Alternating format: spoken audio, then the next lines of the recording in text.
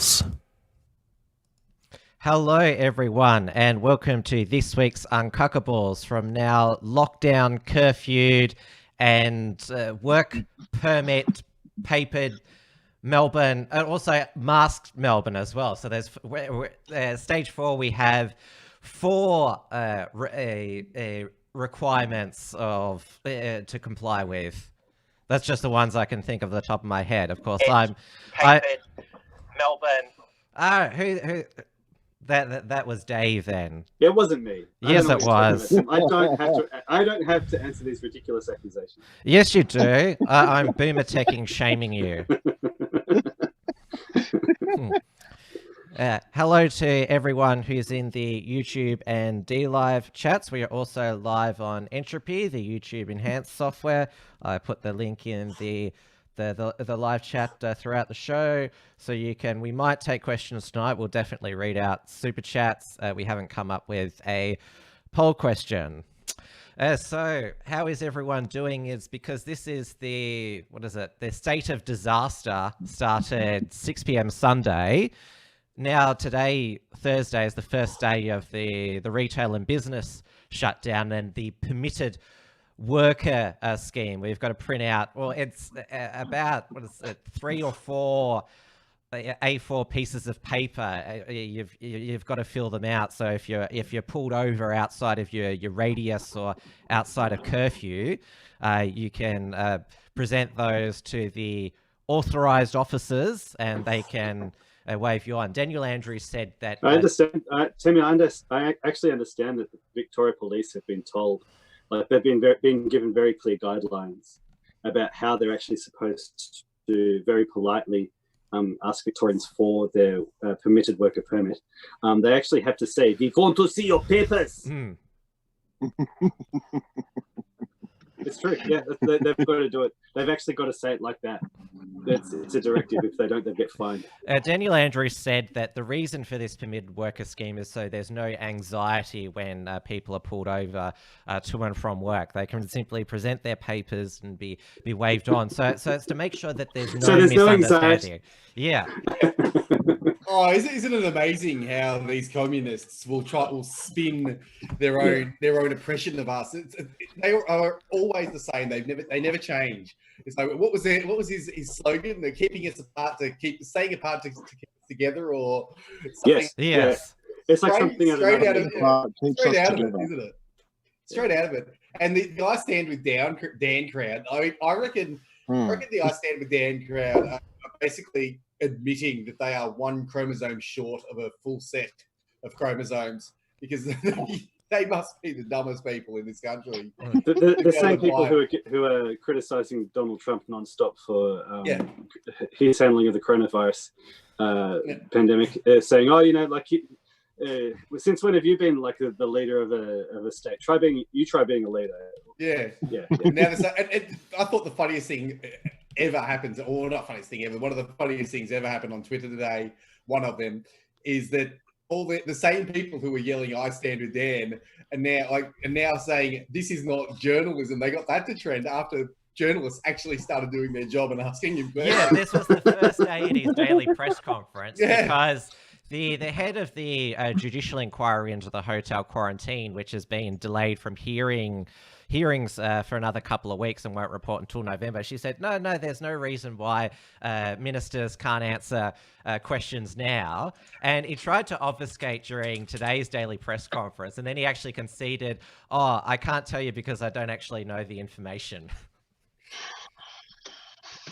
Yeah. So, these leftists lap this guy up as well, though, because he's so Talmudic and, he has the full-on Kabbalah magic nonsense. It wouldn't surprise me if he was either trained by one of the chosen ones or he's a Mason, because the Masons are he's a Catholic. Kind of his religion is Catholic. Well, so his religion he's a fake Catholic. Yeah, well, I mean, you know what I mean. He's going to hell either way. So there's no such thing as there's no such thing as a saved Catholic. So the guy, but even people that say that they're Christians, you know, there are people who claim to be Christians, of even Baptists that are worshipping the devil. I mean, this is the Bible warns about these. So yeah, people. back to Dan, Matty. Back to Dan. Yeah. Anyway, Dan, you I was cut talking off about Dan. his, Bible. I'm saying spiraling there, Dave. It wasn't me this time. I was getting to my point. I was getting to my point. My point is that Dickie's Daniel Andrews is a Satan worshipping communist, and the people who support him are all low IQ, potentially disabled in the head cultists. You keep giving us quotes of the day, Matty, and I never put them up. I don't know how many times you've told me I was quote of the day. We've actually. I've still got to do your one about Daniel Andrews. Is more useless than manure, because at least poo can be used for fertilizer. Exactly. Well, there's a lot of talk about the gold standard for politics. Daniel Andrews is definitely the turd standard for politics. Yeah, he is. Tell you what, I want to know who was in the room when they came up with the title of permitted worker permit. Like it's another one of those moments where if I can just see the board meeting, everybody's kind of looking at each other going, am I going to be the one who like puts their hands up and said, are you seriously calling it permitted worker permit? Come on, guys, try harder. Well, you already need a permit to cross state borders now into New South Wales. All Victorians are now trapped here. All the other essentially. Queensland has now put up its border to New South Welsh people now. So all the borders are going back up. We lost Matty there for a moment. We might. No, you didn't. I just turned my camera and mic off for a second. Okay.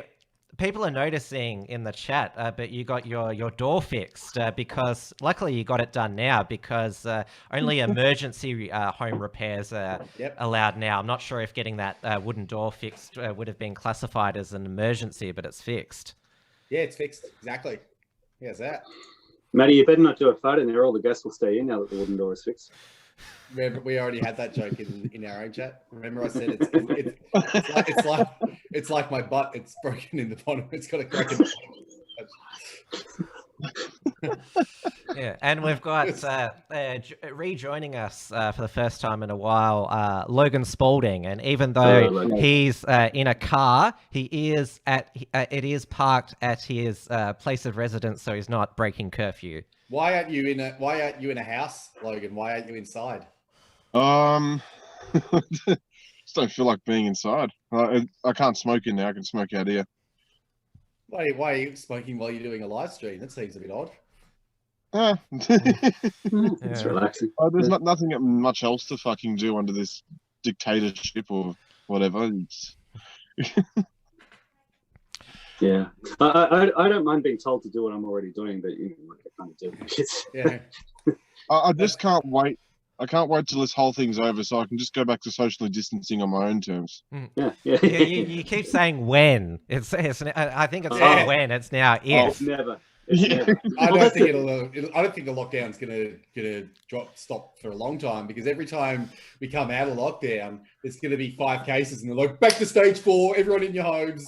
Curfew. But they set the bar so low. Exactly. Yeah. I've been thinking though, and the reason for, I don't think we even had a first wave in Australia. It was basically non-existent, where we shut the borders. We hardly had any community transmission. So we've had this first wave in Victoria due to Dan Andrews' incompetence, first with the hotel quarantine, then with the contact tracing, then allowing the BLM rallies, and also it was able to get into the aged care facilities. So we could reach herd immunity just by sheer government incompetence, which is actually what New York did. Because remember, Governor Andrew Cuomo, what is this about leaders with the name Andrew in it?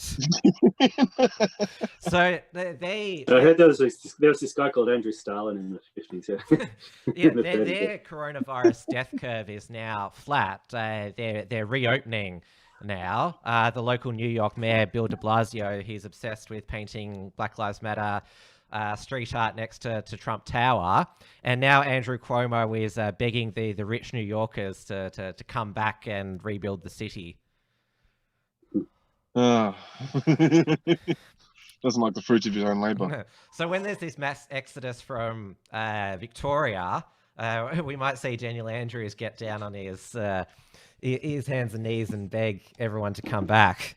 Yeah, well, hasn't there been like something like 100 or 130,000 people have asked for permission to go interstate from Victoria, and those are people not on border towns, yeah?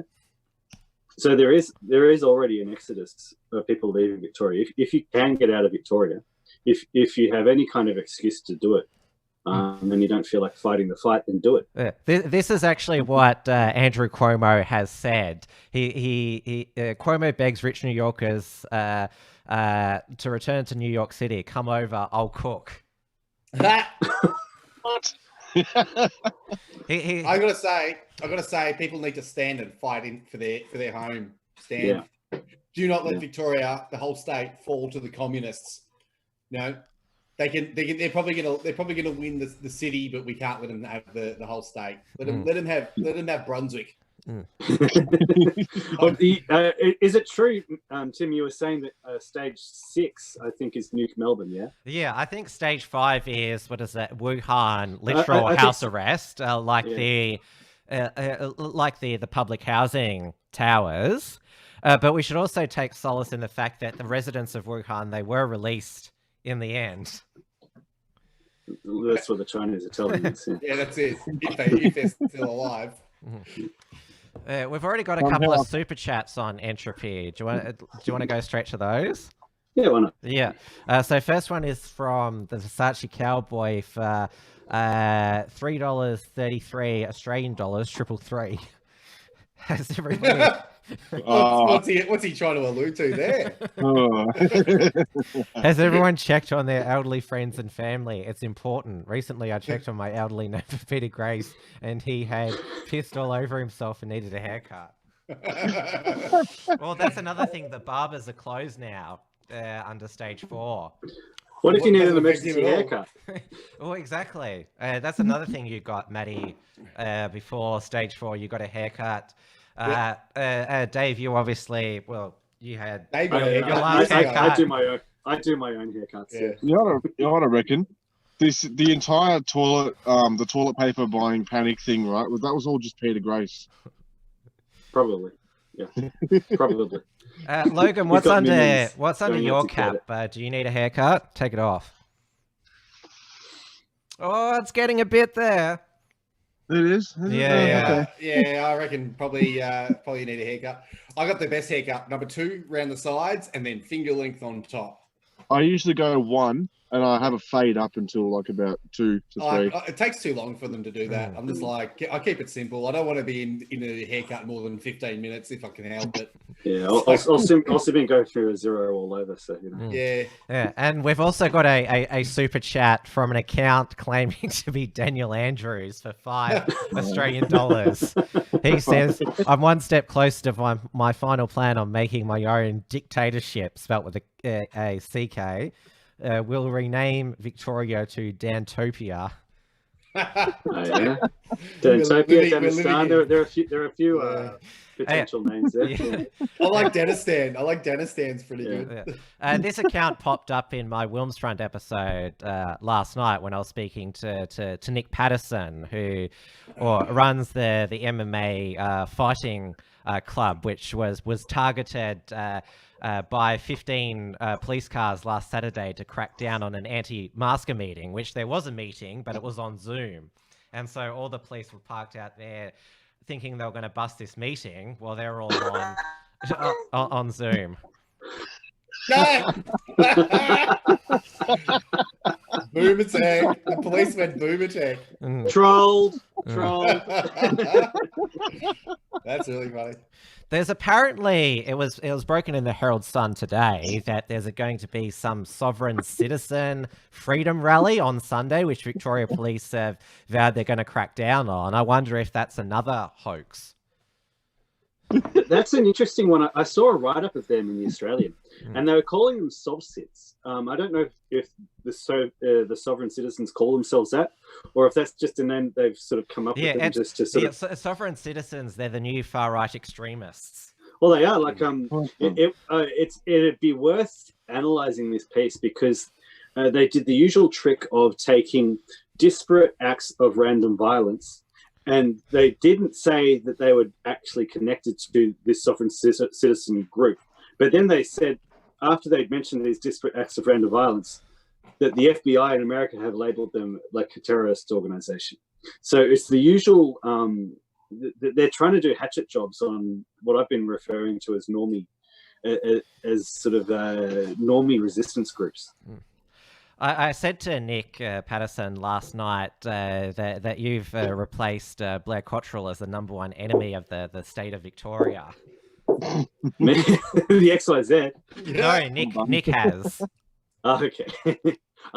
Yeah, fair call. What's the deal with these sovereign citizens? Are they, because I remember they're still going around. There are videos of individuals talking about how the Constitution is actually fake, and that our names and our birth certificates, birth certificates are fake. Australia's a corporation listed on the was that New York. Yeah, that's and so they are. Yeah, they're saying that they are. They're saying that they are sovereign citizens, and that their birth certificates aren't real, and that they've taken back their sovereignty. But the problem, I mean, okay, it all sounds all well and good, but the problem with their theory is that all power comes from the end of a gun. So it doesn't matter what the Constitution says. If you're the one enforcing the law, then then you can do whatever you want. Just have a look at what Dick Hears Daniel Andrews is doing in Victoria. Like, there's no rule of law in this state anymore. There's just whatever Dick Hears wants, Dick Hears gets. He's able to do this because of already passed legislation. The state of emergency, which we had up until Sunday night, that was under the Public Health and Wellbeing Act 2008, which in 2008 Daniel Andrews was the health minister in the Brumby government. But also, have a look at what the powers under that act. All they basically need to do is get the chief medical officer to declare a health emergency, and they have all this power. Well, we don't even know whether we have a chief health officer at the moment, because there were reports yesterday that Dr. Brett Sutton had quit, and then they said no, he's just on leave. Well, my point is, who appoints the chief medical officer? Who appoints the chief medical officer? So it's like saying, you have to get an independent inquiry to go and find out who a criminal is, but then you get the criminal to set the terms of the inquiry and hire the investigators. So this is basically the way the system works. They have this Health and Wellbeing Act where a chief medical officer can declare a state of emergency, and the premier of the state is the one who hires the chief medical officer. So all he has to do is say this is a medical emergency, say this is an emergency, and give me total power. It is corrupt to the absolute core. This state is so corrupt. It's so corrupt. Yeah. True. It boggles the mind that people are actually putting up with it. We're not governed under that act anymore. It's now with the state of disaster, where we're under. That's under the Emergency Management Act of 2013, which replaced the Emergency Management Act of 1986. Do you know who was in government in 2013 in Victoria? It was Dennis Napthine, the Liberal premier there. So you're saying they're all traitors, Liberal and Labor, but just at the same level. You can fairly assume, you can look up the information for yourself, but you can be fairly sure that it was bipartisan passing these acts, which whoever's premier at the time can just declare a police state. Basically, yeah, that's what it looks like to me, which is my point. There is no rule of law. There's basically just whatever the ruling class wants, the ruling class gets. They pass all these convoluted and long laws that have essentially made us serfs under a democratic system. Right? This is why I just hate democracy, because it doesn't matter who you vote for. It doesn't matter. Voting doesn't matter. If voting mattered, they would make it illegal. So they pretend that there's one party opposing the other when really they are the same uniparty, and then they pass these massive convoluted acts full of legal speak, and they interpret them the way they want. They enforce them the way they want, and essentially they just take full control of the state whenever they want. I mean, we don't even know if this is actually a real thing. Really, we don't know if 100% if it even warrants an emergency. So for them to go and say, "Oh, it's a disaster," we're gonna lock everyone down. I mean, they could have any excuse for that if this is what they could have any excuse to lock down the state. They could just make up a reason and lock down the state. And all they need to do is, I mean, I'd have to go and have a look at the act myself to see what they need to do. But I would imagine it's very, very similar in that all they have to do is get some expert or disaster expert or a medical expert or whatever to say, we are in a state of emergency or a state of disaster, give us all the power.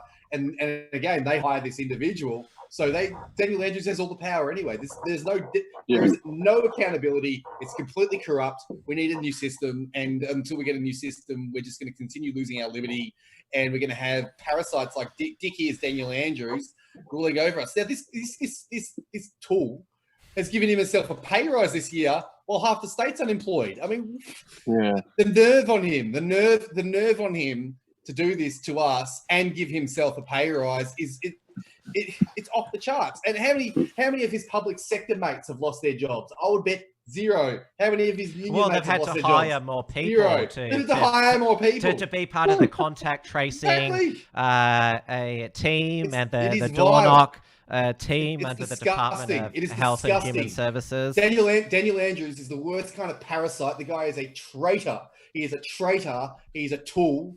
And honestly, we need to get the hashtag. We need to get something like trending, like arrest him or something like that, because he needs to be arrested and put on charge and charged with treason. And I've said this for years because look at Matty. He's got the angry eyes going. I just can't stand the guy. I can't stand the guy. He's a liar. He's a crook. He's a parasite.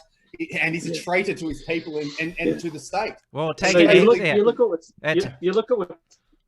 Huh?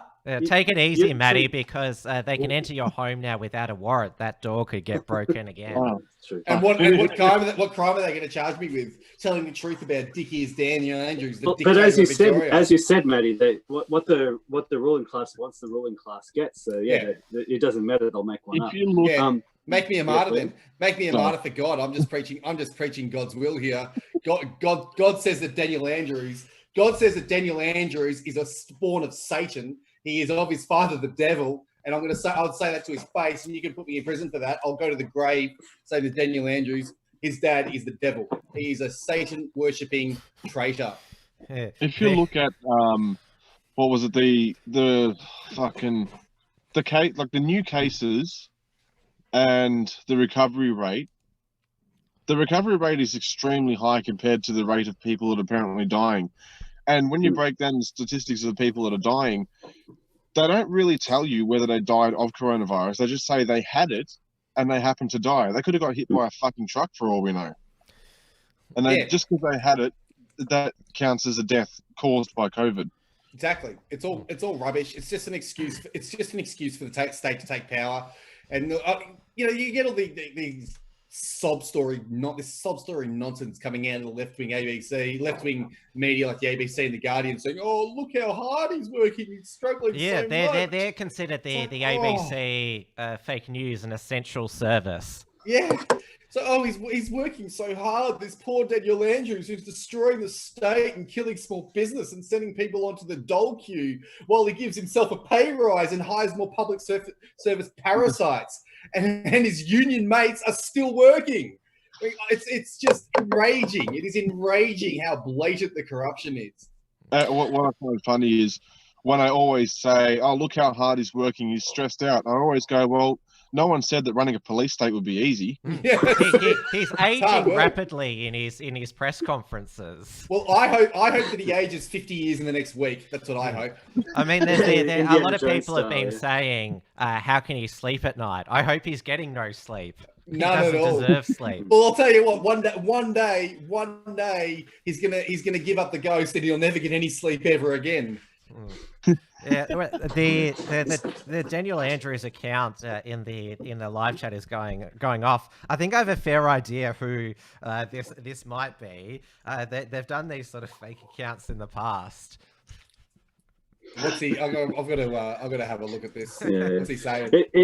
What's interesting is there's a lot of information being put out at the moment saying, oh, look at all these COVIDiots. I think they call them scofflaws and the coronavirus deniers. Yeah, virus deniers, anti-maskers.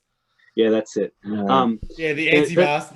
But the point is, like, look at what you're doing, and like, could you guys just try a little bit harder to look like you're actually trying to put in a totalitarian regime? Like, we're literally at the point now. Like, so we're not allowed to go within 5 kilometers of our place unless we're working, basically. Yeah, or for care or caregiving. Yes, but like when you look at the situation, though, we're not even allowed to go around to speak to our neighbours.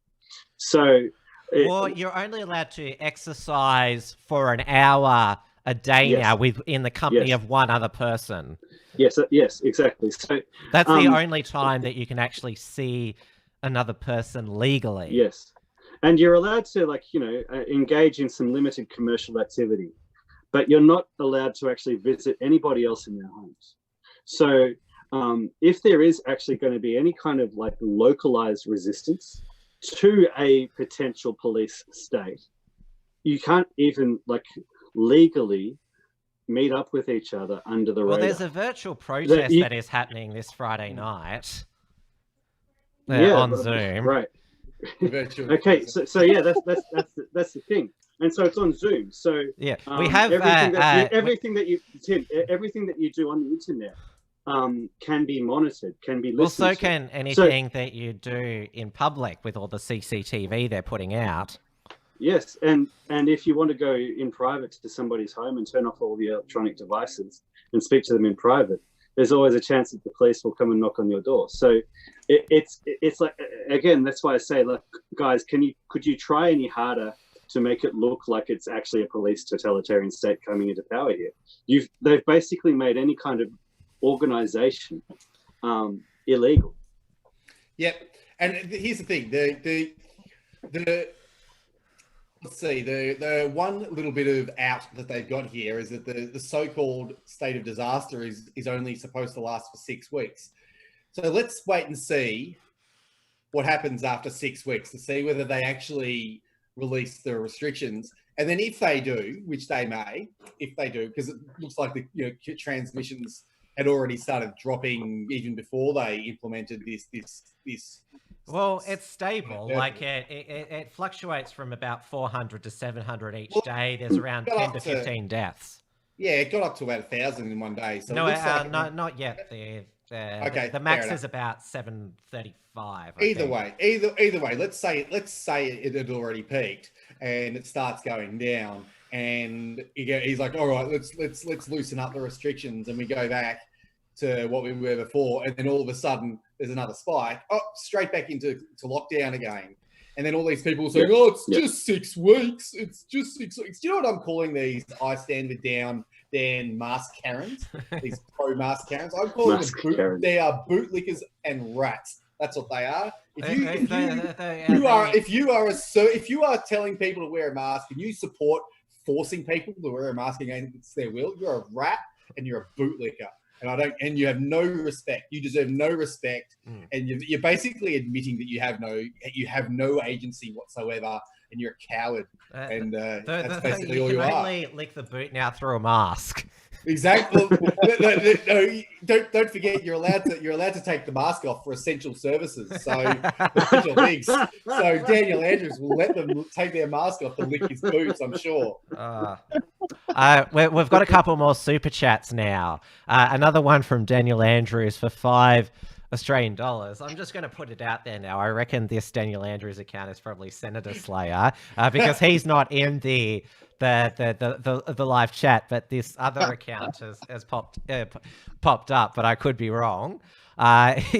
He says, Matty, I'm coming for you. Everywhere you go, I'll be watching, even as you shower, to make sure you're following my totally new legit laws, Dantopia rules. That's creepy. No, actually, now I'm actually 100% convinced that it actually is Daniel Andrews. Yeah.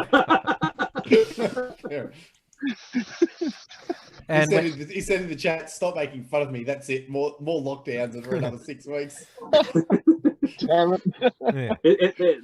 Their lockdowns are kind of like a Facebook ban, aren't they? Like they just renew it like another 6 weeks after a few weeks. That's it. Yeah, So you're off. You're off for a little bit. Oh no, broke the rules again. See you later. Yeah. Two months ban this time. Halfway through, like you're not even on Facebook, and they extend this. Here's the thing. I don't know. I think I get the feeling that people will tolerate. This is what I'm hoping and praying, is that people will tolerate it.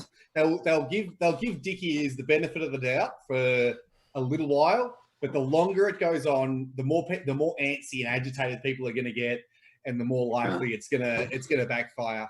Well, there are already some bashings going on. Like a few police have been assaulted, as we were sort of talking about on the on XYZ Live on Monday night. And it's like, well, why is it any surprise that people are getting frustrated it's still horrible, and reacting violently to being told to? Here's the thing, I don't think what you should did they do that. expect was going to happen? Exactly. That's my point. I don't condone that kind of violence. I don't think it's acceptable, and you shouldn't do it.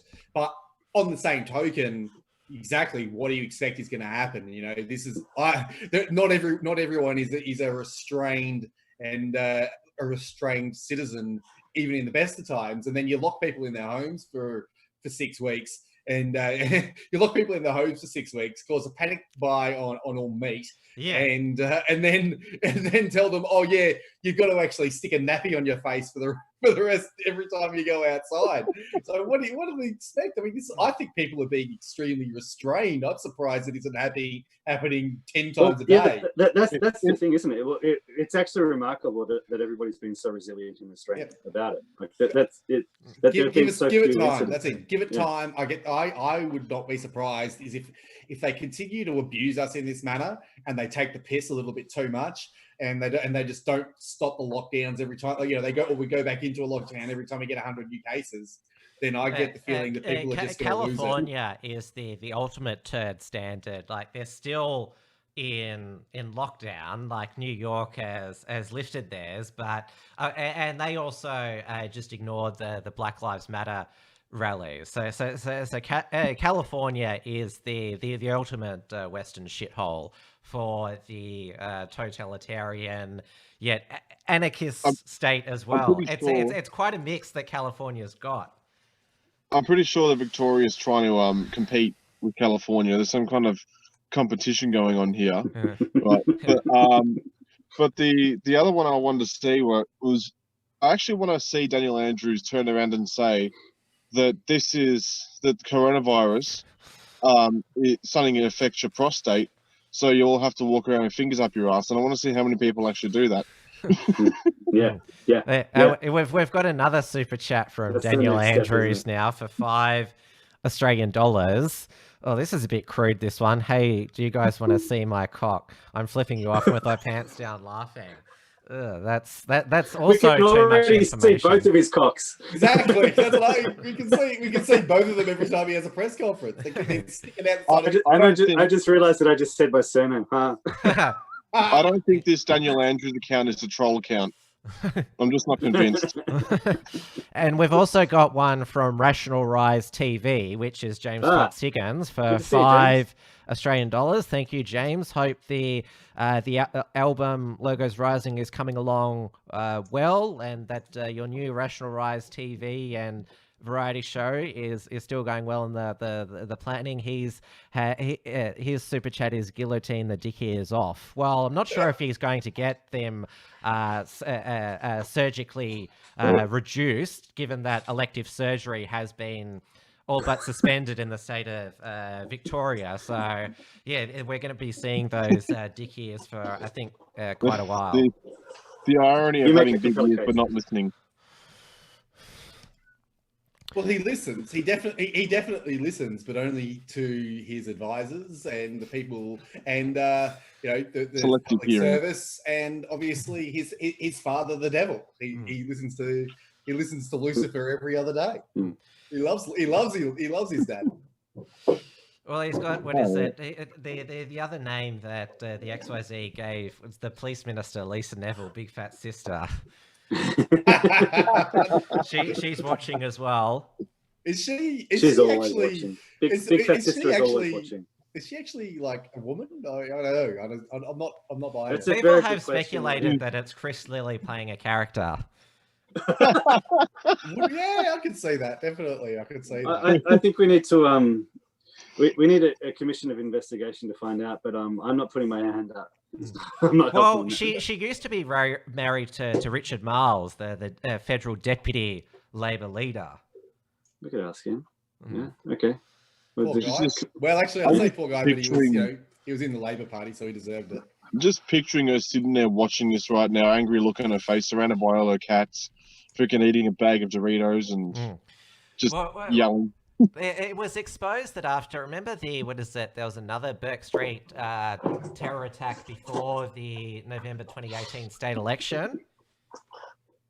Do you remember that, when we had all those attacks in the CBD? That was Daniel Andrews' first term.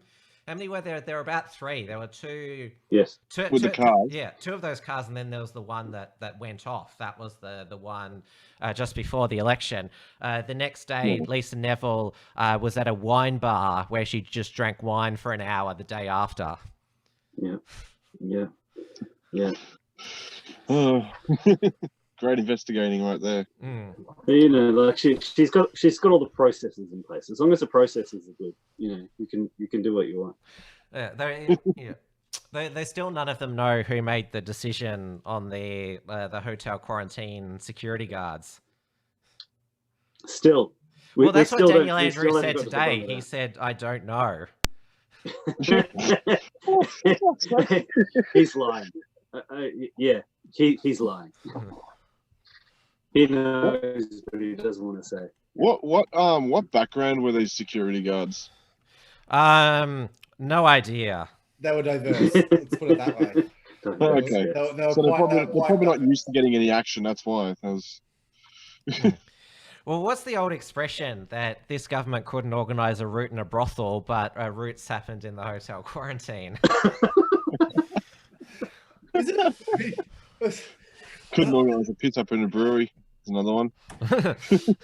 Is there anything that the government can actually get right? I mean, the governments are notorious. Governments are notorious for getting things wrong. I mean, this government couldn't even keep a hotel quarantine going properly. Like, they couldn't keep a hotel quarantine, but but people believe that they're going to be able to stop a so-called super bad killer virus that is so bad that it kills the people at an average age of 80. I mean, they think all the government stop that. All the government really cares about is 2 things: getting payments from China and continuing on with incessant roadworks. Oh, well, they've had to scale them back now because of the construction scale back. So their key signature infrastructure, the level crossing removal and the metro tunnel, they've been scaled back. Have you guys seen the picture of the money supply? There's a graph of the money supply going around, and apparently the amount of money that's been plugged into the system now on I think it's even on an inflation adjusted. Is this global money supply?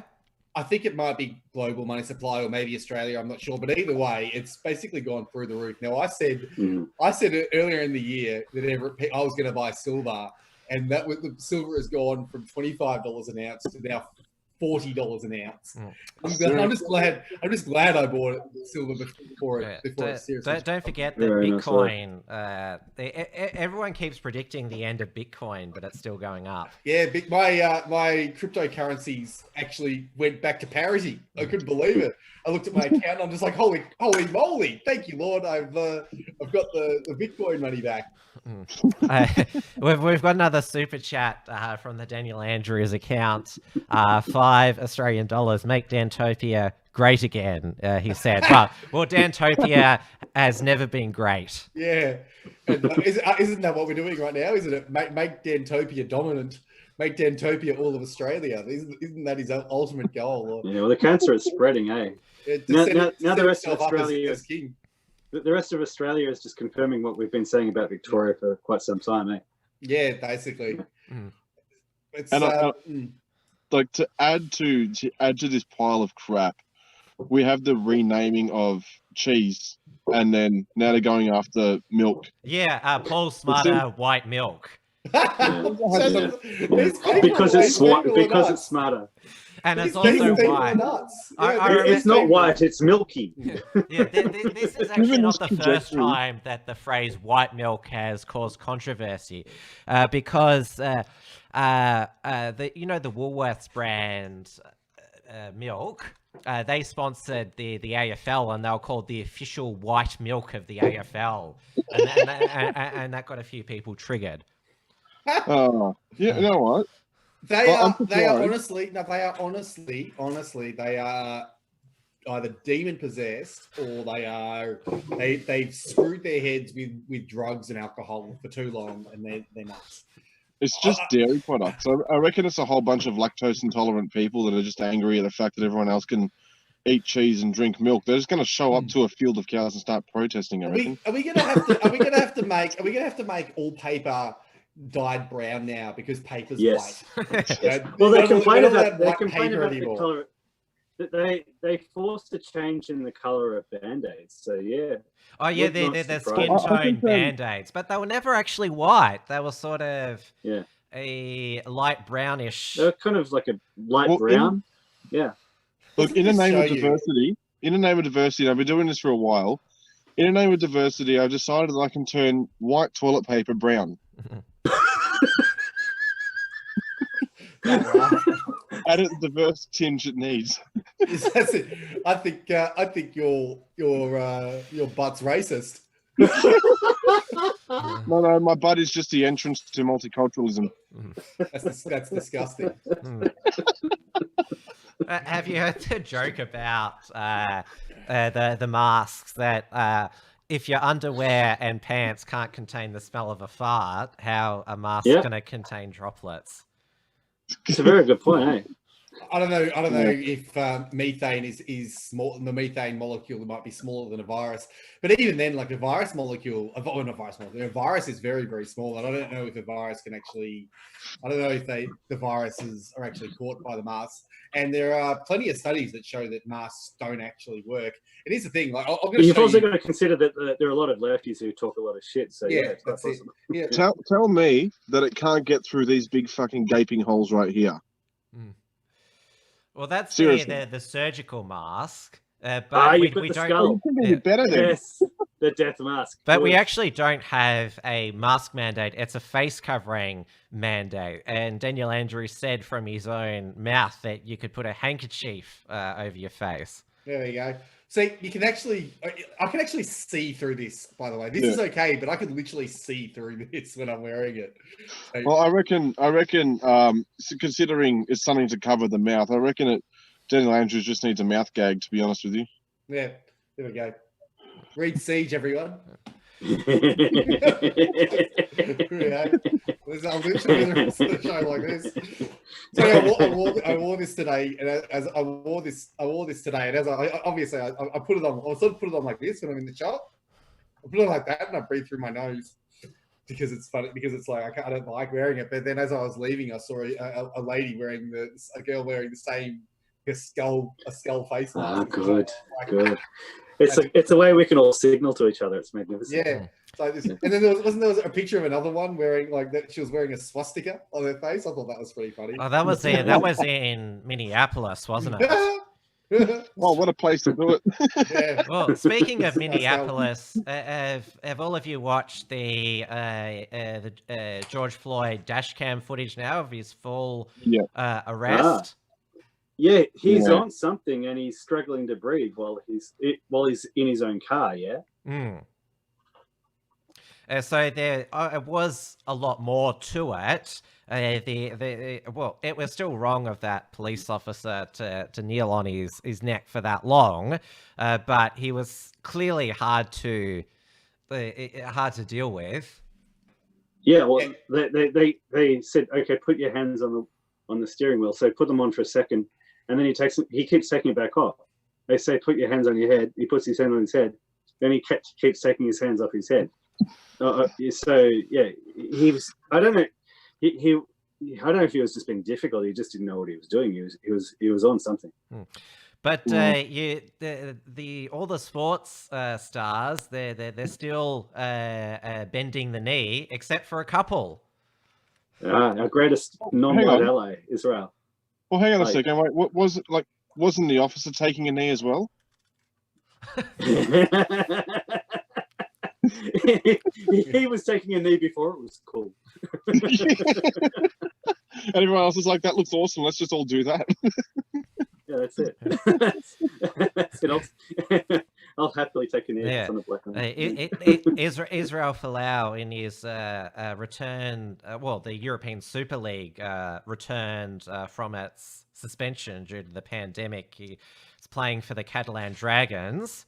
He refused to take the knee, and it made the sports justice warriors heads explode even more, including Bandana Man. Red Bandana Man. Yeah. The red Bandana Pirate Boy. Hey, he can just, if New South Wales gets a face covering mandate, he can just take it off his head and put it over. It'd actually be better over his mouth. It's funny you say that because he should have done that years ago. Yeah, I saw a picture of AOC with a face mask on. And I was just like, I think it's an improvement. It's an improvement. Yeah, maybe we should mandate it. Maybe we should keep this mandate for just for communists. I don't take a knee. We should have a paper bag rule. Yeah. Good idea. I don't take a knee to anyone except God. That's it. Same. I won't kneel to anyone but the Lord. I'm an atheist, so I don't take a knee for anyone. You can take, you just go to hell when you die. Thank you, Mr. Hat. Yeah. We've got a few more super chats from Daniel Andrews. Jeez. I guess knew it was where all the taxpayers' money's going, I guess. Yeah, well, he is offering those, $1,500 payments for those who test positive to stay at home if they don't have sick leave, and the $300 isolation after you get the COVID test. So yeah, the money is, well, it's money that the state doesn't have. It's being borrowed from someplace. China. We can have a guess.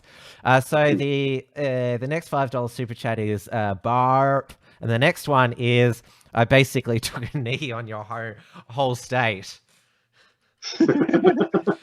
Well, who was it that LNP Queensland Senator Amanda Stoker with the Queensland border closure? She said that Amanda Stoker, that Anastasia Palaszczuk was the knee on the throat of the Queensland economy, choking it. Well, I'm glad they're using that. Did somebody try to say, "Oh, it's too soon"? Yeah, she got she had to withdraw it, saying sorry for any offence. She did one of those apologies. Yeah, but she said sorry if anyone took offence. It was I'm sorry if you're offended.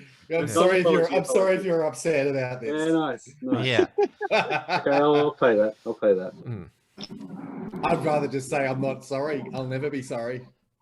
Well, I'll say sorry, but I'll go, I'm sorry that you guys are such soft cocks, honestly. Yeah.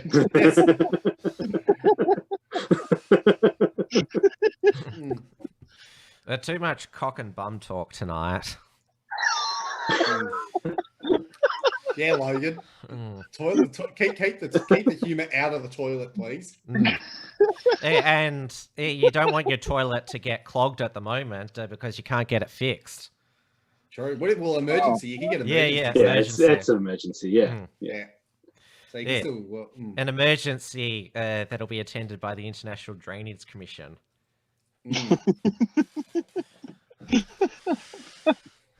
How's that permit to work as well? They're trialing this. Oh, we're going to give you a permit to work. Yeah, it's the first day of the papers, please. We'll go to what you wrote about it today, Dave. Oh yes. Which is, well, I think you already said it before at the beginning of the show. We want to see your papers. Yeah. We want to see your papers. Yeah, and this is what the form looks like. So the employer has to put their company name, ABN, address, trading name. Yeah, it's a complicated form. The onus is on the employer to give it to their employee. So obviously it's much harder, takes a lot more of your time if you're a small businessman.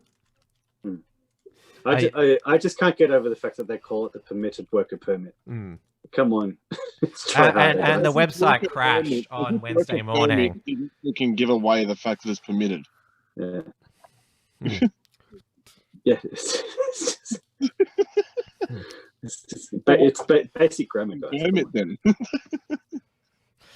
We've got another super chat from Jared CB, who was on the Uncuckables last week. He's the Wodonga resident too. Well, he was the first permit breaker in the state. He tried to cross into New South Wales Albury without a permit and was arrested. He's one of Neil's friends. He's been on several of the Senator Slayer Wednesday night live streams at 8:30 p.m. Jared, also a regional Victoria is now under stage 3 restrictions now and a face covering mandate now, but they're not under curfew or the travel limit because obviously if you live in the middle of nowhere, it's obviously more than 5 kilometers to your nearest whatever. So he said, thanks for the $3 Australian super chat, Jared. Jesus and his standover tactics remind me of Dan Andrews and his lockdown punished forever for not obeying a bullshit rule. I like Jesus in the temple. You know. And we've also got a question from... I think I know who this is, and it's definitely not the same as the Daniel Andrews account. This is Dick Here's Dan will break down your door without a warrant. It should be break down your wooden door. That would be funnier.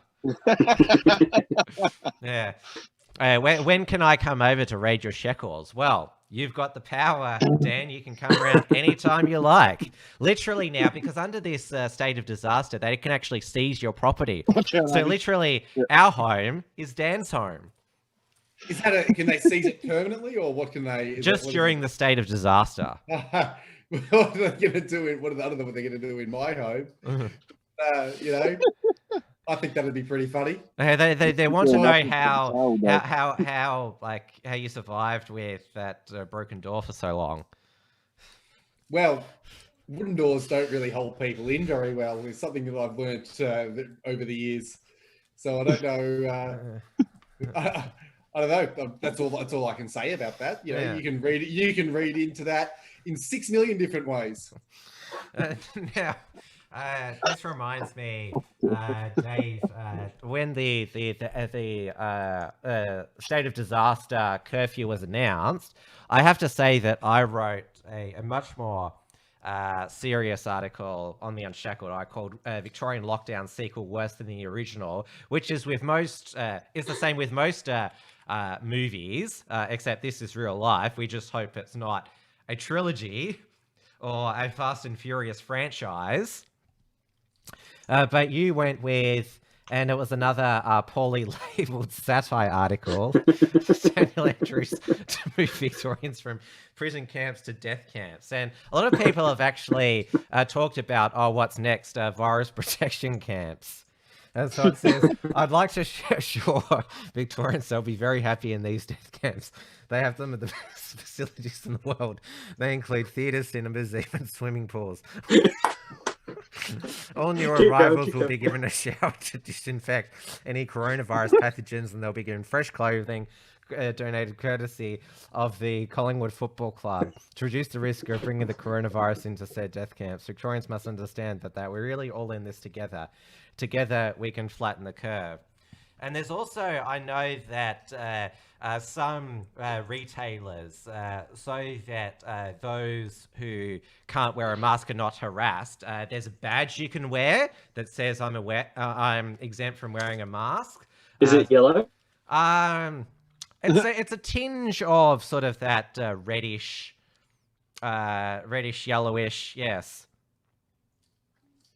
Yeah. Now, when I just to clarify, the reason why I laughed when I read that is because it's it's a laugh of basically that I can't believe that we're almost at the stage where history is repeating itself. It's an absurd laugh. That's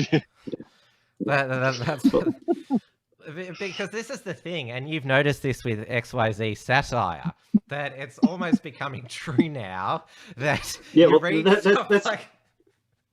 That's why I was saying, like when they came up with permitted worker permit, that's the sort of stuff that I would think of like calling it, you know, and put it out there as a joke. I'm not convinced that they don't just look at our satire articles and go, hey, that would be a good idea, or at least get a little bit of inspiration from it. Yeah. Mm.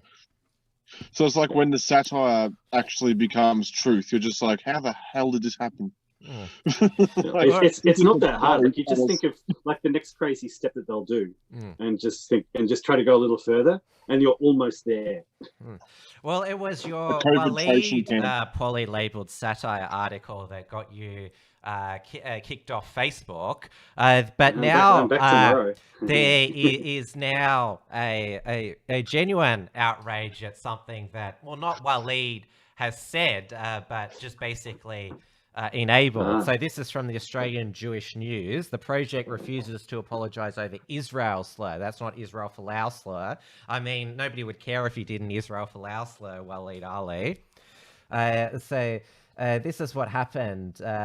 The project last night brought in Beirut-based photographer Joa Soa, who was asked if explanations from Lebanese officials that the explosion in Beirut was caused by ammonium nitride were widely accepted there. Salza replied, no, I'd say 99% of the people I've spoken with, they all feel that it's not necessarily the correct explanation. People are more likely to believe that this was an attack, a military attack, possibly by Israel, than an accident. He went on to say there was an historical aspects here that cannot be ignored. Lebanon and Israel never on good terms. What was the chemical there, Tim?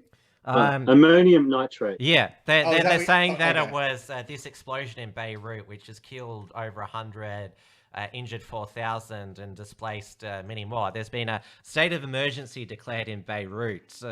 I'm so sick of hearing that phrase. But yes, it was just old. It's actually a genuine state of emergency. Yeah, but it's old. It was apparently a buildup of old chemicals in a warehouse of chemical waste, which just exploded. Apparently. Yeah. It's interesting the fact. Sorry. Wait, you go.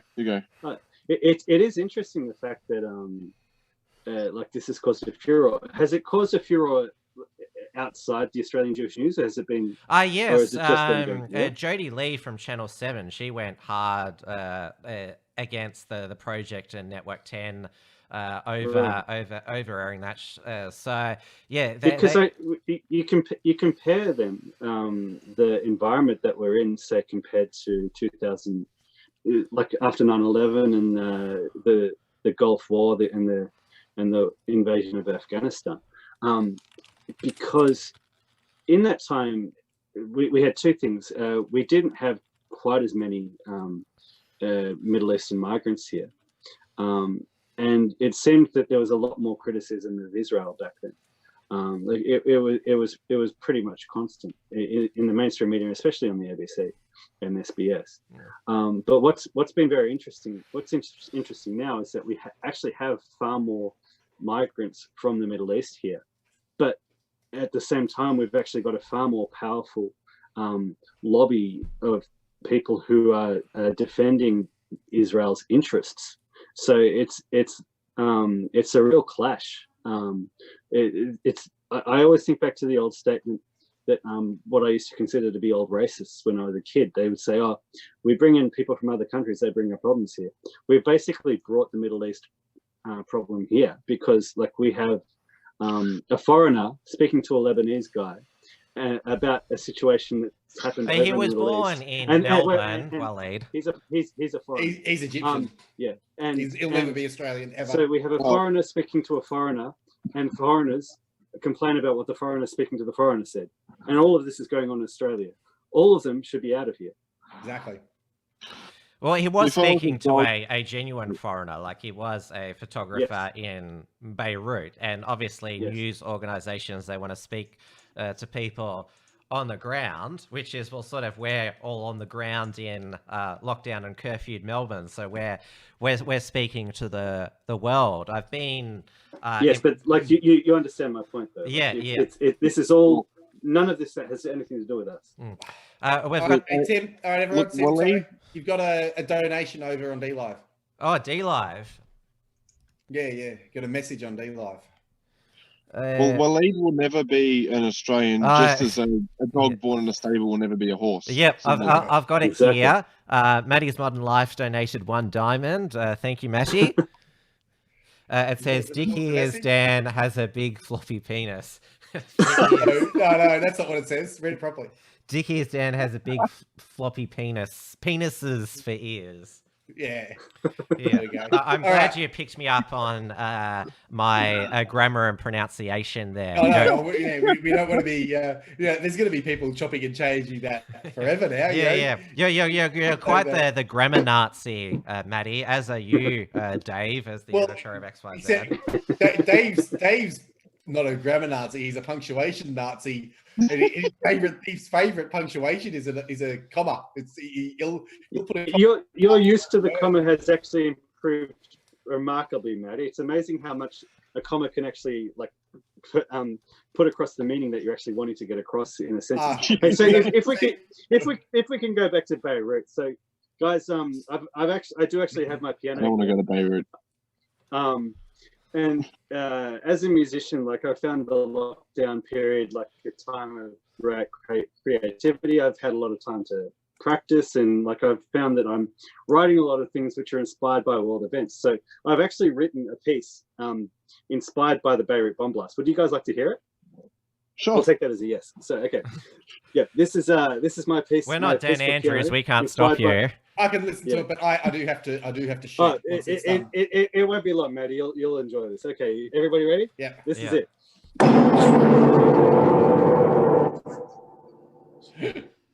Look, it really brings out amazing. It really brings out the emotion of what happened over there. You know, it's just, that's beautiful, man. You're right up there with Mozart, Beethoven. I think so. You know, I'm considering redrafting it though, because from what I understand, there was a reasonably big explosion, and then there was the nuclear bomb explosion. So, like, I might have to redraft that. I'll think about it. Alan Jones said tonight that a metaphorical nuclear bomb has been dropped on the economy of Victoria.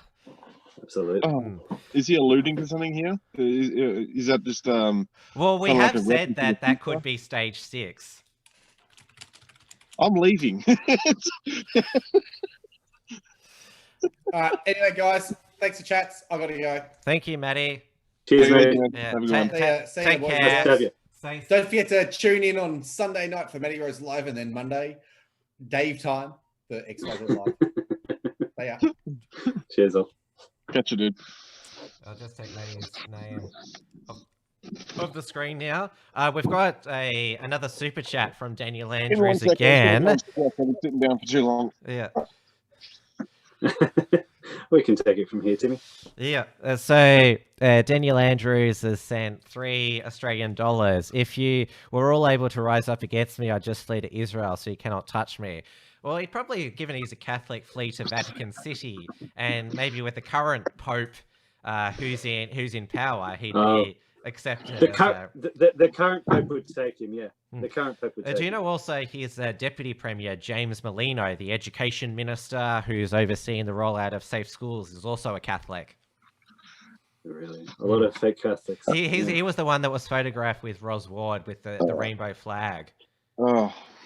Though Ros Ward has got he's not a Catholic. Ros Ward has got the old rainbow flag now because they've added the black and poo brown stripes to it now. And that is actually on the official government DHS website here. I've always found it interesting why they need to have the rainbow flag. Like, yeah, here it is. Surely, if it's a homosexual flag, they could just have it brown. Yeah, so it's got it. This is the Victorian Government Department of Health and Human Services got the poo brown rainbow flag there. This department is committed to a safe and inclusive workplaces, policies and services for people of the LGBTIQ communities and their families. Why have they added the black and the brown? For queers of color. I didn't know being black was a sexuality. No, because they're It is now. Yeah, that's the thing, though, isn't it? Yeah.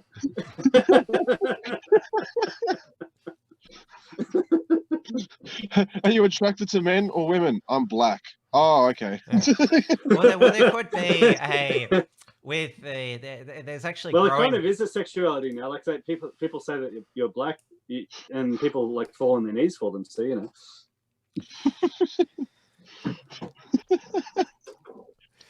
All right, I should fucking have one for Asians then. It would be interesting. I'm married to my maths homework. We've also got a question from Daniel Andrews. Hey, you guys mind if I shut down the stream and arrest you all individually for hate speech? It's for the greater good. I promise you can trust your dictator. Well, Dan is bad enough, but his supporters on Twitter, the I Stand With Dan people, and his sycophants on certain Facebook pages and profiles, they would have people like us arrested for sedition or as threats to public health. Yeah. Fuck. Because there was actually... They're talking about like massive fines, and they want jail time. Like people are writing opinion pieces. Yeah, this was 9 News. Growing number of Aussies believe police should be able to fine COVID-19 conspiracy theorists. This is according to... I like the framing there. Then, so like they're putting out obvious political propaganda for Daniel Andrews, but they're trying to say, "Oh, look, all of you guys, you actually want." But this is not an official, like a scientific poll. This is a nine readers survey, which it asks: should the police be allowed to fine Australians who intentionally spread chaos-inducing conspiracy theories during a pandemic? 14%. Is that the question? No. Yeah, that's the question. Seriously, if the like I put out questions like that, knowing that I'm trying to get a specific answer, and they're up there trying to pretend that they're fair and balanced. Come on, guys. So 40%. Let me reword it for you, right? Let me reword it, okay? So instead of the question that they pose to us, the question should be: should we arrest anyone who dares to question what we're putting out?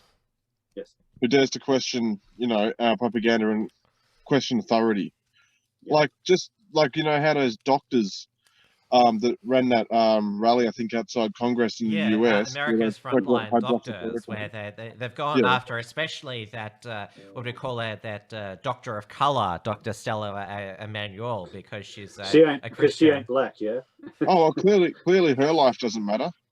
Yeah. So this is this was the results of the poll. 14% said yes, but it might be too harsh. 56% yes, sounds about right. 16% yes, but might be too lenient, and 6% said no, not at all, and 7% said unsure. The sentiment comes after multiple health authorities labelled the spreading of misinformation as selfish and dangerous to those vulnerable with the disease. You need to listen to the messages which are coming from government, urged Deputy Chief Medical Officer Professor Michael Kidd. People may not be happy with some aspects they are seeing, but their health is at risk. Their parents, their grandparents, we all need to be working together to tackle any of these. We need to work together. Yeah. So I might be going down the conspiracy theorist track a bit here, but there was an event that was hosted before the COVID outbreak, just a couple of months before, right? I can't remember what it was called. I think it was like Event 208 or something like that. I don't know what it was. It's where they war gamed it, yeah? Yeah, like where they pretty much done a simulation of what would happen. And one of the topics they brought up was combating misinformation. Oh, we lost you for a moment. It's fucking calling me. It's ASIO. It's the corona line. The contact tracing line. Is that a Dementor behind? The call happened to come through while I'm talking about this. But anyways, they had this swing where they was talking about combating misinformation and how they might have to take down certain news articles, take down certain social media accounts, maybe propose legal action against people that are spreading these rumors. But yeah, that's where we're heading with this. Yes, and Bill Gates was involved with it. That's the one that he bankrolled, I think. Whoa. And you look at the movie Contagion, And it's like they predicted like each stage that we've gone through in the coronavirus stage. And there's even a so-called conspiracy theorist who like is kind of like the bad guy in the movie, and he's actually depicted as an Aussie. Oh, Yeah, I haven't really? seen that movie. Is it still available? As long as it's deemed to be because of use. Richard Wollstonecroft, who's the Report from Tiger Mountain host on the Unshackled and occasionally comes on the Uncuckables, he's mentioned the current relevance of the film V for Vendetta, and he said he couldn't find it on the JB Hi-Fi DVD website. I wonder if they could find 1984 on there. Well, I think I'll have to double check, because the 1984 film it was on Stan, but I'll have to double check to see if it's still on Stan. Because remember, if it's going to be on Stan, surely they're going to update it and everybody's going to be black and gay. Yeah. Because Stan and JB Hi-Fi, they removed Little Britain, Chris Lilly, all the offensive ones. That was during the first. Well, it's not really the first wave of cancel culture. It's probably the 100th wave of cancel culture. I implied that there'd be a panic buying of DVDs. So we've gone from toilet paper to politically incorrect DVDs now to meat. And I just got a message from Sam. I'm sure you know Sam from my show when I was running out. He said apparently a plane coming from China, a cargo plane, has a lot of stuff on it, and it's just landed at Melbourne Airport or something. I've heard that post going around Facebook. I don't believe it's true. But what are they saying about it? Sorry, what's the rest of it? What's it supposed to have on it? I don't know. Sam just messaged me. He keeps messaging me about it now. Apparently he sent me the info about it to my messenger, but I can't check it right now considering I'm here. But yeah, the theory goes that apparently Daniel Andrews was there to greet them all, and he was unmasked. But the thing is, maybe they're there to whisk him away to safety.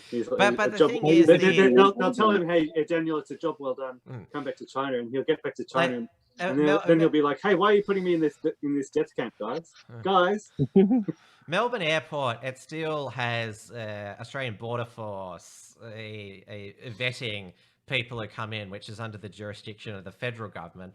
So hypothetically, no, Daniel Andrews couldn't fly Chinese people into Australia of his own volition in this hypothetical but scenario. Remember, like we're in a state of disaster. They can do whatever they want. The state is literally doing whatever it wants. But it's all you have to remember that all of the ratcheting up from we were at stage 3, then we're at stage 3.5 with the mask, and now stage 4.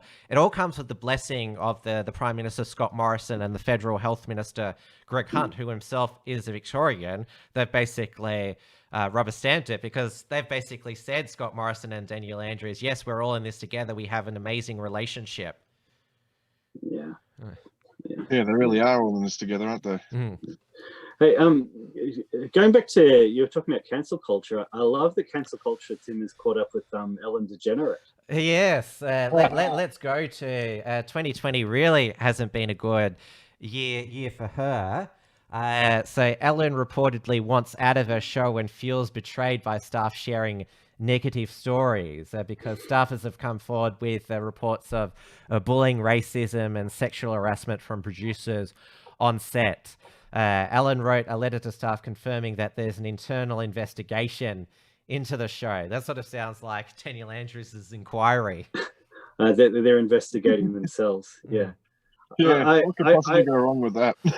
I just love that this has come out. Like, it's finally her time. I've been waiting for a long time for people to bring down this bitch. Like, she's always tried to have this kind of goofy, like doing the dancing on her show. And what's her message? Be kind. Even though multiple people, from staffers to guests to her personal security, have said she's completely cold. And what's some of the stories that apparently she doesn't like bad breath, so if you have to talk to her, you've got to chew gum before you speak to her.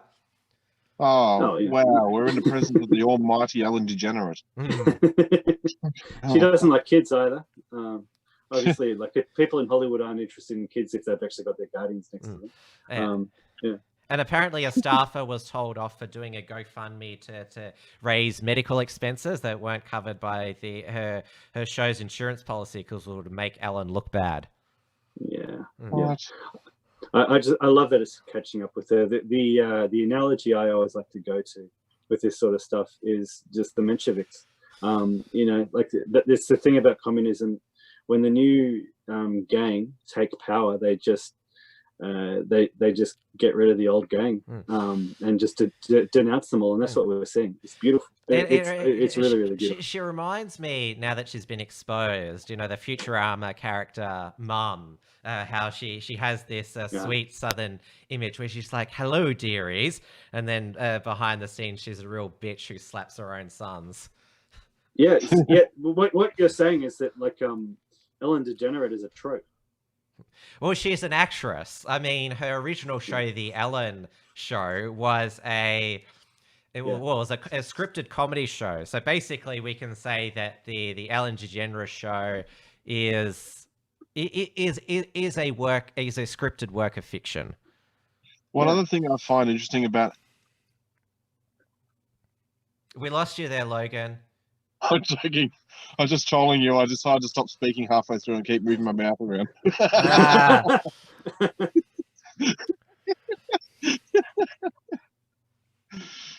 No, but kind of I like the palm trees and blue and white stripe pattern that she has on her set.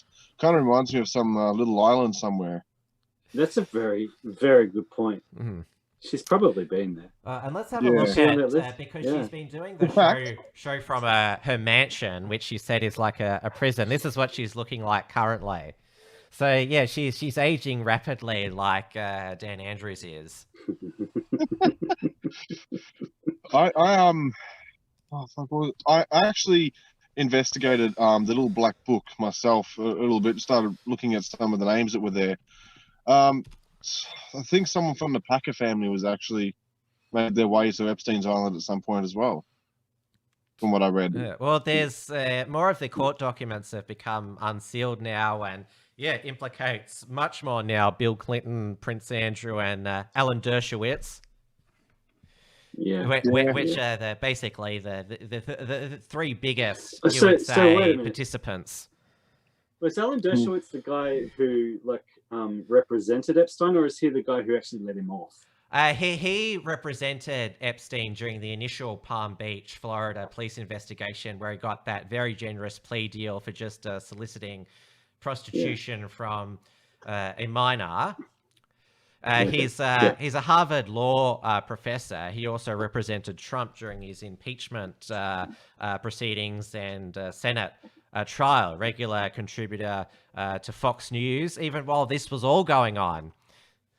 Yeah, it's all a little fishy. It just makes us think of the whole controlled opposition.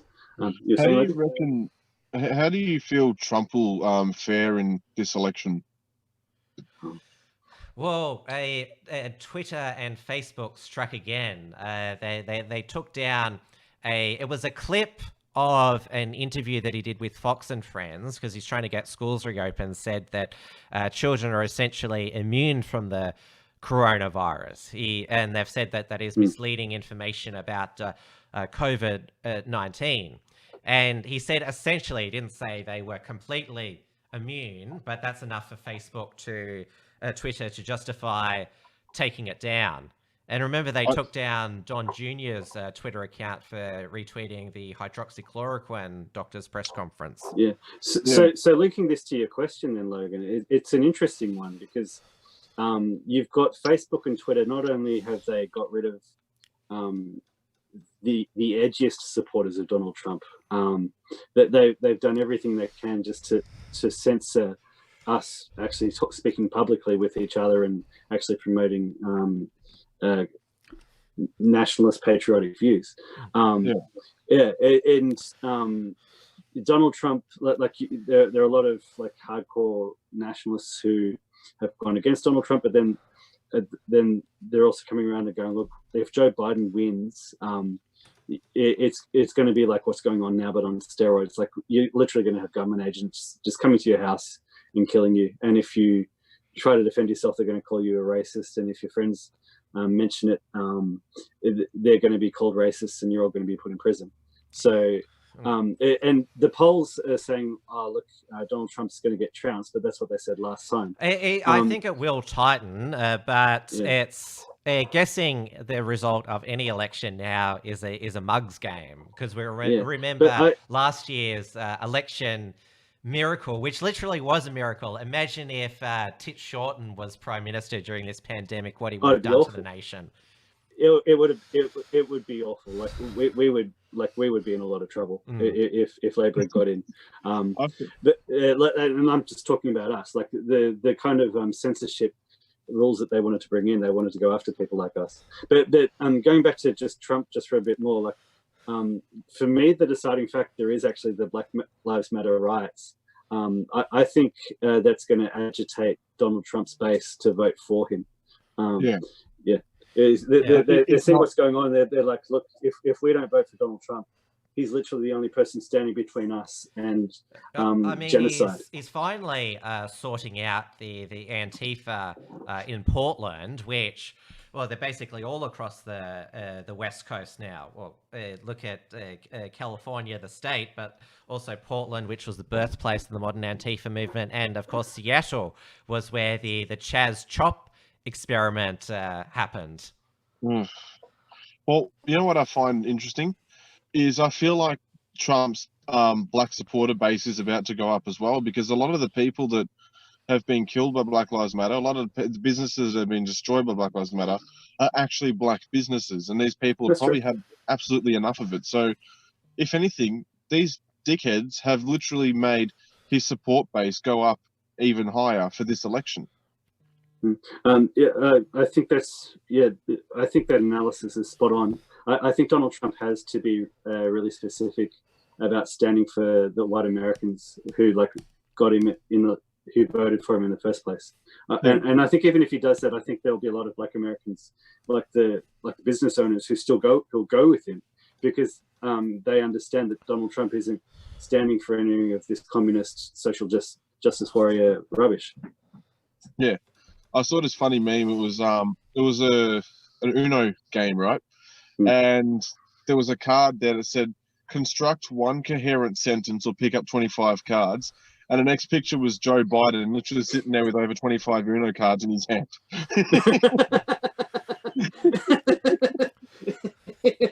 Yeah, that's good. That's good. What do you reckon there'll be a debate, Tim? I know that Donald Trump wants one, but now all of a sudden the media is trying to say, oh, look, the presidential debates, they're really meaningless. He's not legally bound to do it, so Biden can skip them, because that's basically been the strategy so far, to keep Biden in quarantine and isolation, not from the virus, but just to stop him making gaffes. Yeah. Do you remember when the British media were complaining that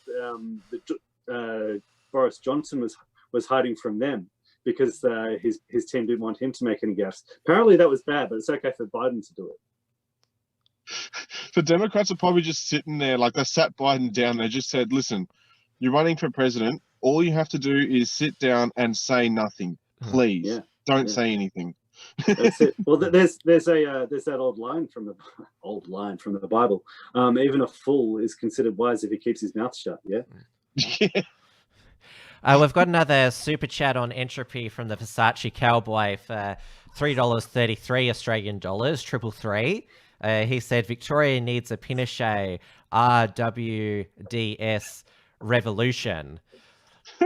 Yeah. Well, we need a coup first. So. Well, off the top of my head, the only ones who are showing the sort of the tenacity to fight against dictator Dan are Bernie Finn, MLC, because the Legislative Council still sat this week because Andrews doesn't have the numbers there, but they were able to can the Legislative Assembly, because that's where the government has the majority, because it was too dangerous for Parliament to sit because of the state of disaster. And Bernie Finn, MLC, made a great speech where he talked about how this state is heading for trouble, and how can all these decisions be made by the Premier and a few of his mates. And the health minister, I think they're called the Central Committee, aren't they? Another movie I suggest on the comedy of the Central Committee is the Death of Stalin. I'm not sure if you've seen that movie, but it basically satirizes the Soviet central decision making. And there's also Tim Smith, the shadow planning minister, who he went, in my opinion, further than the XYZ in calling Dan Andrews a friendless loser who'd want to have lunch with Lurch. Dan has no friends. Good on them. Good on them. Explains where everything's shut down. Tim, all I have to say is all I have to say to that is challenge accepted. So you're going to do better than Smithy, as I affectionately call him. Yeah. Well, I'll take a line out of Matty's thing saying Daniel Andrews is a Satanist who's going to hell. And now I'll focus on some other silver linings, because we'll wrap up soon. Is that parts of the UK are now going back into lockdowns. City of Leicester was the first one to go back into lockdown, which has That's quite interesting. What's the I think you're about to ask this question. What's the demographics of Leicester these days? The demographics are around about the same as the local government areas of Melbourne with the most coronavirus cases, which is City of How Hume, intriguing. and Brimbank. So yes, we're not reading anything into that at all. Alex. No, it's just a coincidence. Now Greater Manchester and Lancashire is back in lockdown now. Now the Scottish city of Aberdeen is now in lockdown, and now the red hot bet is that the city of Liverpool, also in the north of England, will go back into lockdown, and Boris Johnson is bringing in a mask mandate on August the 8th with a £100 fine. I guess with a lot of these British cities these days, a mask, wearing a face covering doesn't really affect their public life all that much, really. Well, a lot of people have been making that point. Yeah, okay. I didn't think I would be the only one. Yeah. So, in all honesty, England wouldn't look any different to what it does now. Yeah. Well, they still. I've been referring to what's going on in Victoria as a kind of like Soviet Sharia system. Yeah. But they still, I think, hold their police, the UK police. They still hold I think the third standard in draconian lockdown enforcement, just going around to random apartment buildings to see if people are social distancing in their flats and telling people breaking off. Down their doors. Yeah, breaking down their wooden doors. Yeah, telling people off for being in their front yard, their private front yard. Fuck. They'll melt. They'll melt the minute there's an uprising. So tomorrow, Friday. Well, who knows what the case numbers and deaths are going to be. But we're half a week into the new 6-week lockdown, stage 4 lockdown, which. So what you're saying, Tim, is that there are about 2.5 weeks before they extend it. Yeah. What is it? Yeah, because some of the mainstream media they're already fantasizing about stage 5. Yeah, that's it. Well, I think stage 5, you'd need like a permit or a booking to go to the supermarket. You have to book in advance.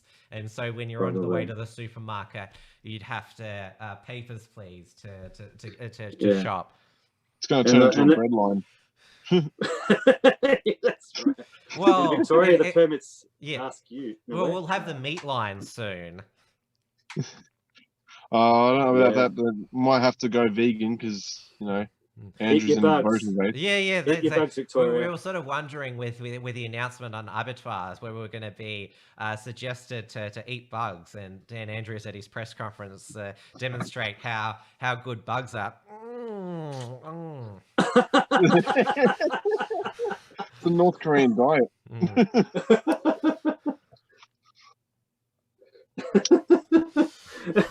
Well, we will literally be having flied lice, yeah?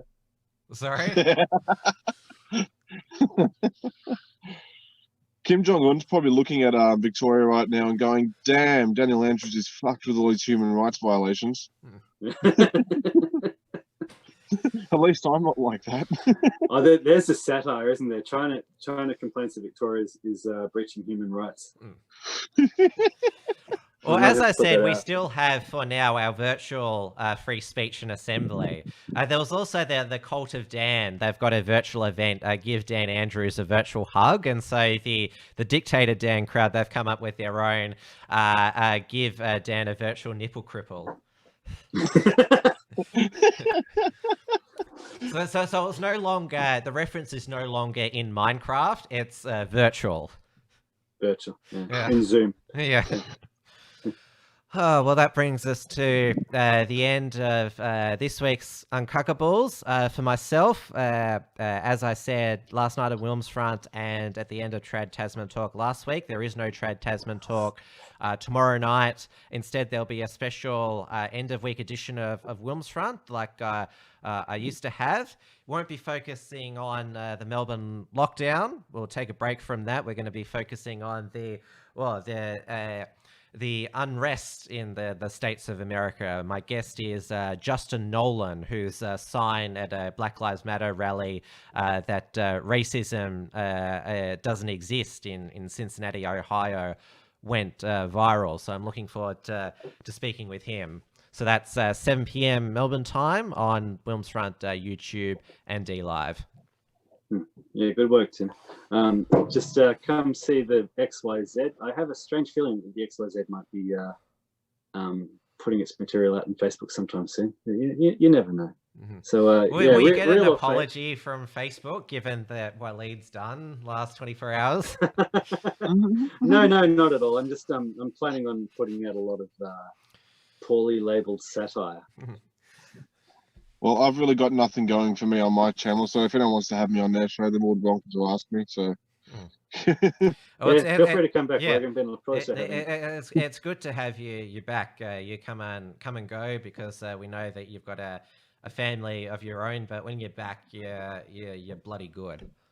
Thank you very much. Yeah.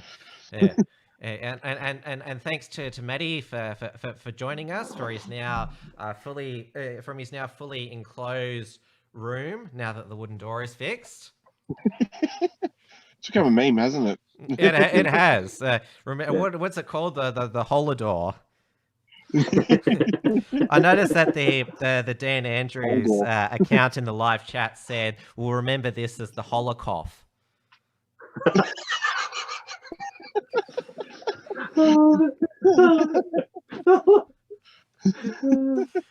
Let's get us off there. Yeah, let's go before we get our doors kicked in. All right, thank you everyone for watching tonight. Thank you to all of the super chats, and yes, stay safe. And that is just general advice. I'm not being specific at all. Stay home. Stay home. If you have to leave, make sure you've got your papers with you. Just remember, we're all in this together, people. Yeah. 1.5 meters apart. All right. Well, now 5 kilometers apart, actually. All right, we'll take it easy. Catches. Bye. Thanks, Logan. The